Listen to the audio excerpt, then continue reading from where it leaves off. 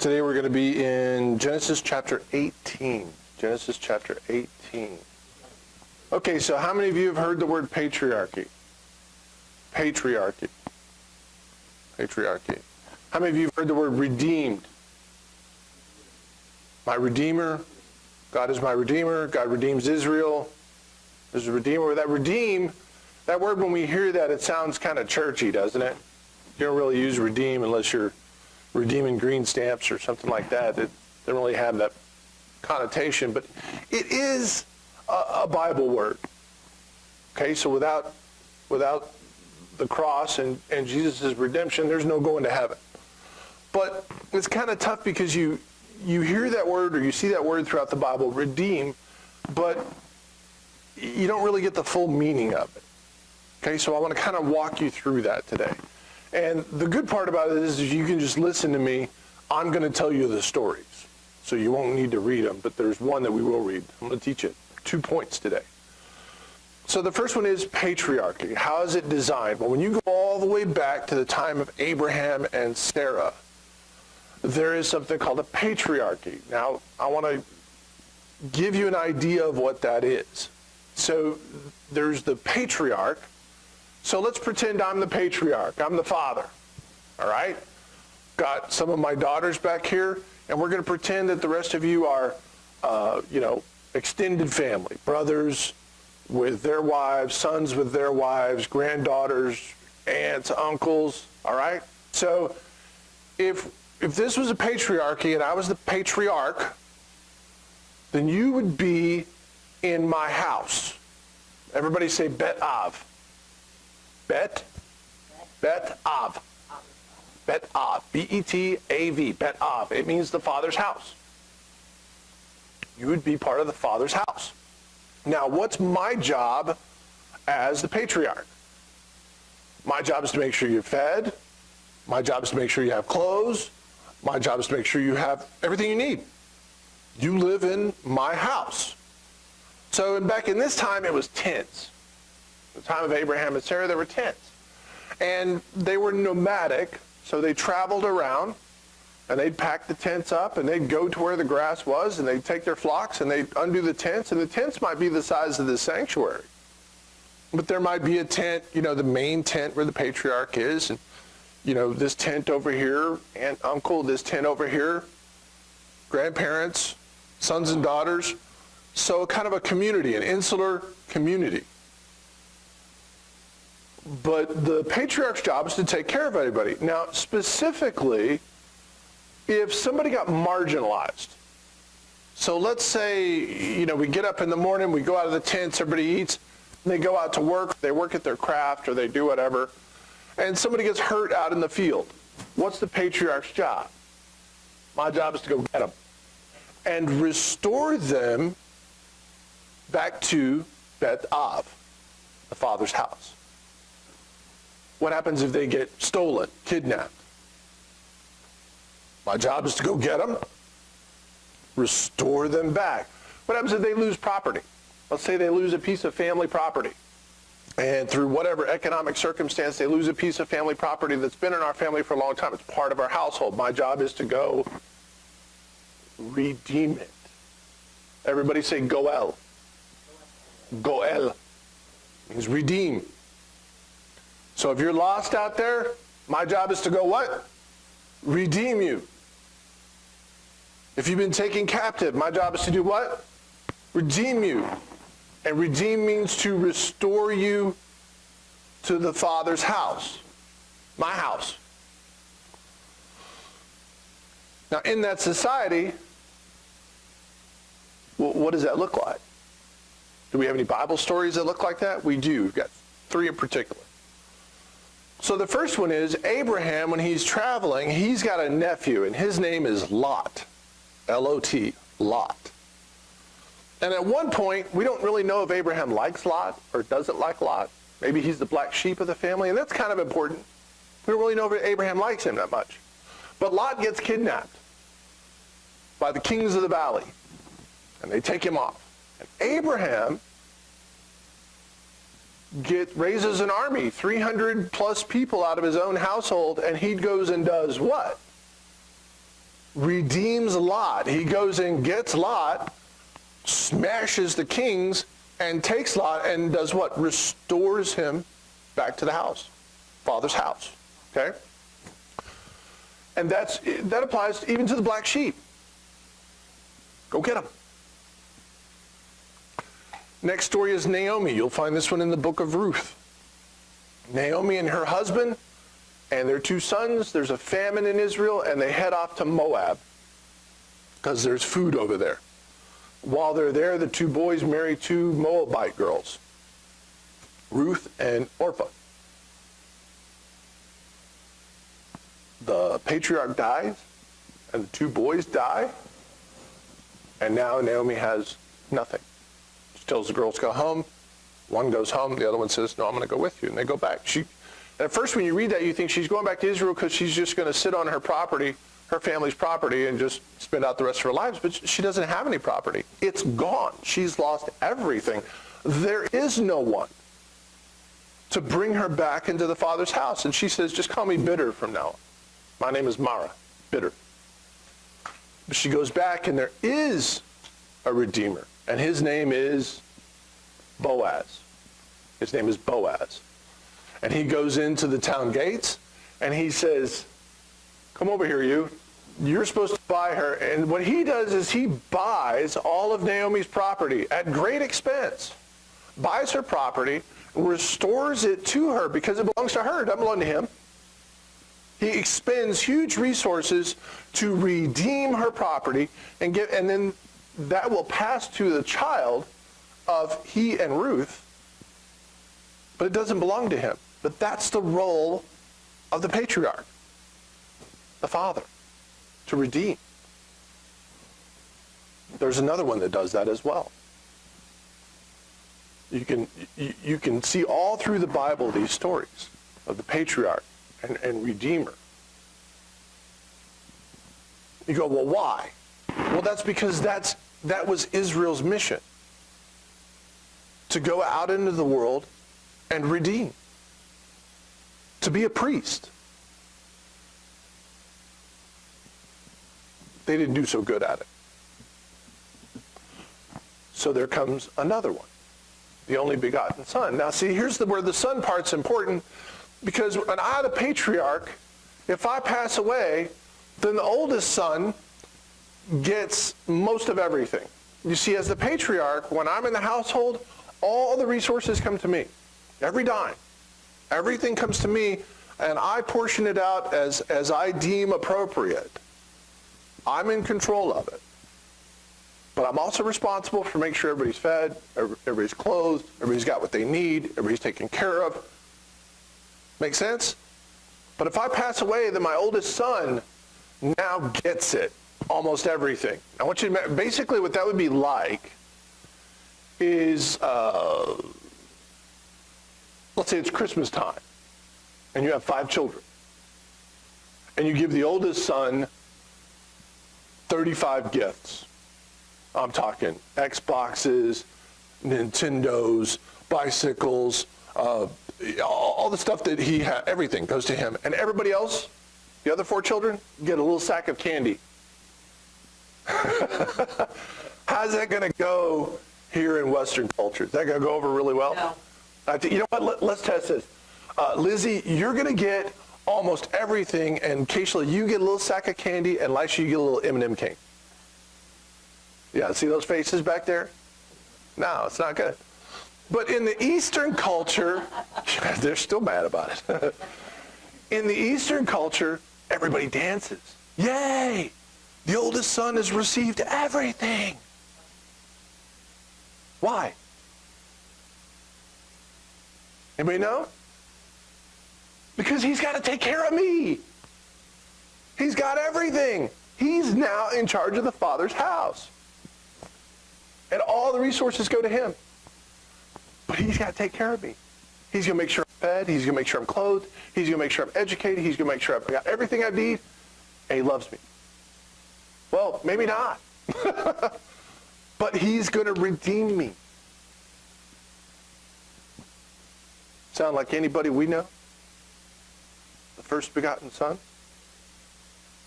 comes to redeem us. And there's a huge debt that has to be paid. Everybody is born with a huge debt, and you can't pay it. There's another story about someone that gets redeemed. His name is Hosea. You can read about him. It's a book in the Bible. And God comes to him and he says, Hosea, I want you to pick a wife. And Hosea's like, okay. He says, but here's what I want you to do. He's probably a town of 250, 300 people. Anybody ever grow up in a town like that? 250, 300 people? 600 people? I did. Anybody know where Menard is? I grew up Menard or Comfort, small towns. Y'all know what it's like growing up in a small town? Yeah. Everybody knows what you're doing. Everybody. There's no secrets. God comes to Hosea and he says, go pick a wife. And Hosea says, where? And he goes, I want you to go down to the local brothel, the local prostitute house, and I want you to pick one.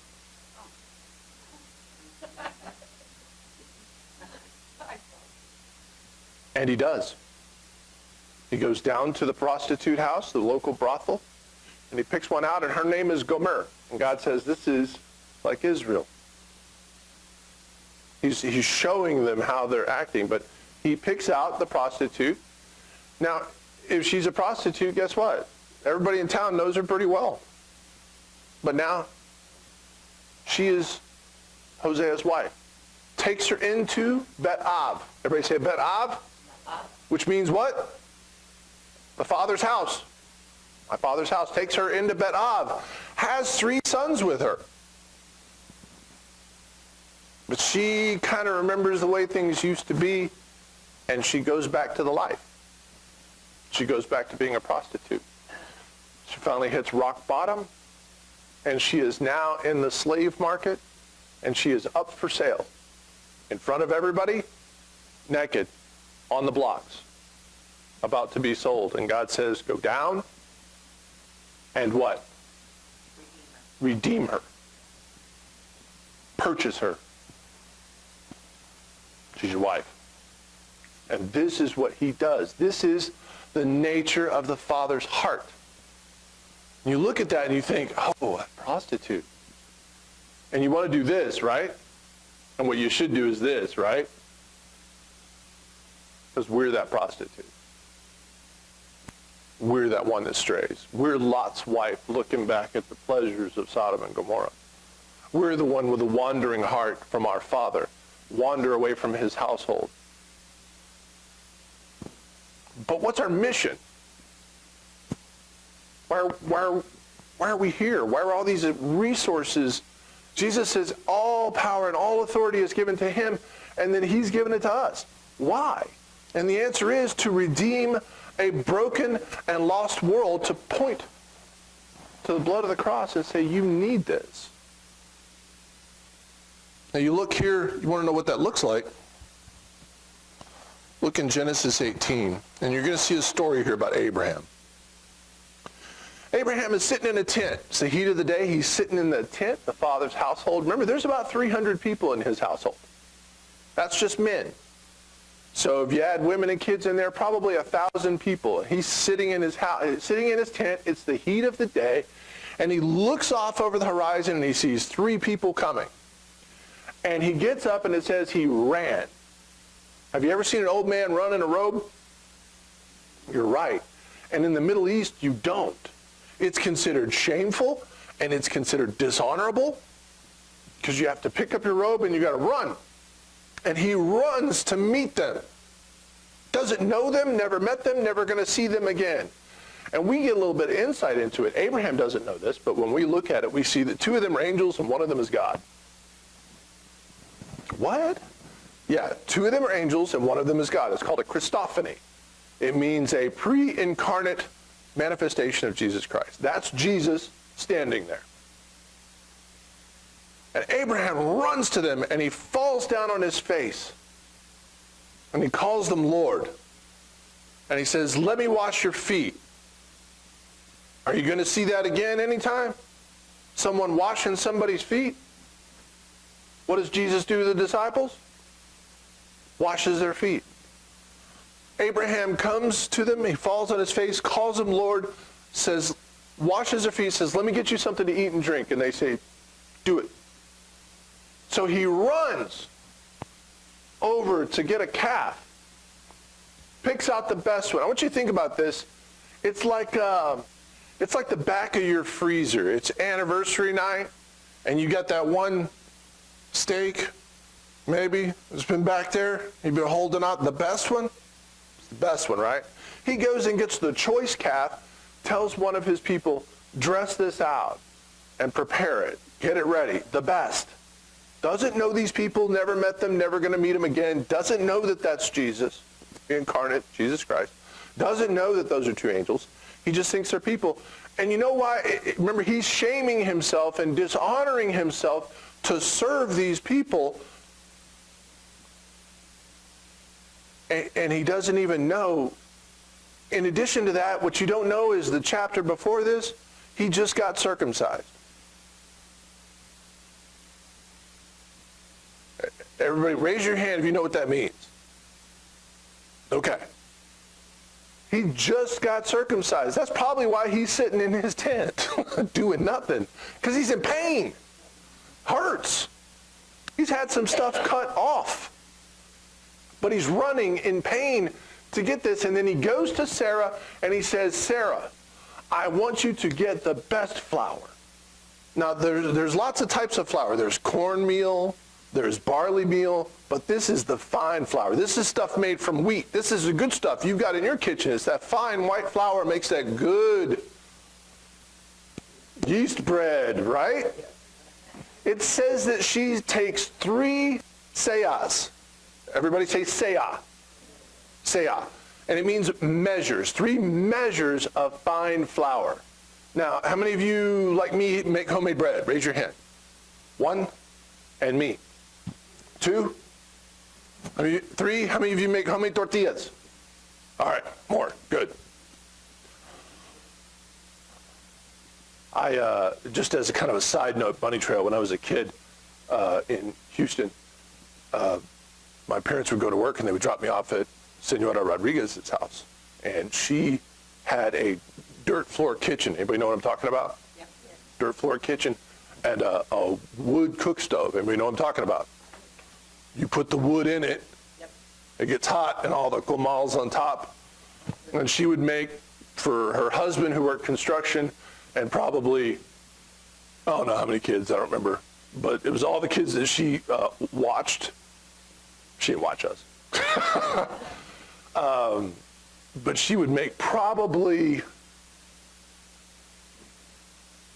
500 tortillas a day. Oh, wow. Golly. Because she also sold them. Oh, so she would, and this is before sunup, because we would get there about 6 o'clock in the morning. My mom would drop me off about 6 o'clock in the morning, and I would sit on the back porch while she was in the kitchen. You didn't get in the kitchen when she was cooking.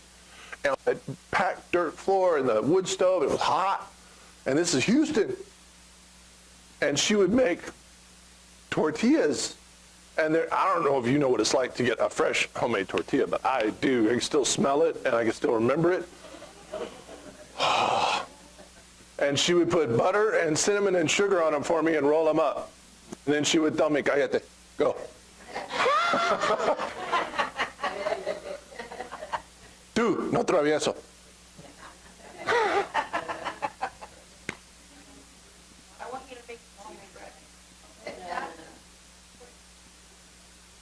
Sarah gets 3 measures of fine flour. Do you know how much that is? That's 50 to 75 pounds of bread. That's 50 to 70. Have you ever made that much bread? 50 to 75 pounds of bread. He sees 3 people. He's never going to see them again. And he's never seen them. They come. He runs to them because he cares about people. He wants to make sure they're in the Father's house. Let me give you the best. This is my best cow. Let me have my wife make the best for you. And he brings it to them, and they eat it. And then they tell him, you're going to have a son.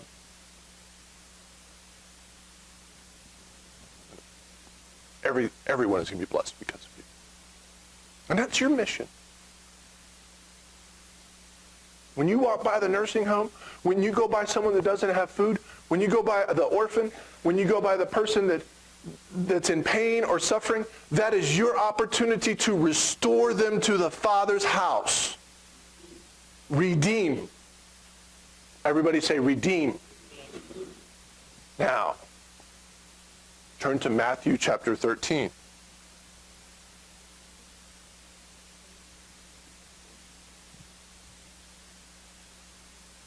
How many measures of meal was it? 3. 50 to 75 pounds of bread, right?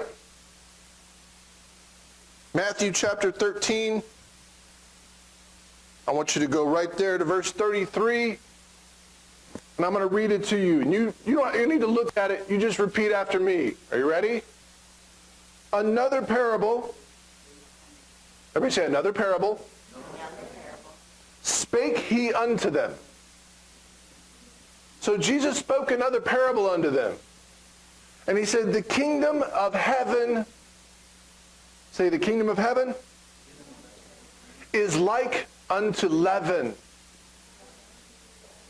which a woman took and hid in 3 measures of meal. Do you get it? Who's Jesus? Every biblically literate Jew that heard that knew who Jesus was talking about. Who was he talking about? Sarah. The kingdom of heaven is like this. Abraham and Sarah, the best. Redeem. To go and get the best. To serve. To wash the feet. To bless. For the orphan, for the widow, for the one that's hungry, for the one that's cold, for the one that needs water, for those people out there. You see, everybody out, they're not sinners. They are. But they're outside the Father's house. And that's your job, and that's my job, to go and redeem them. And what does that look like? 50 pounds of tortillas. Y'all have a great week.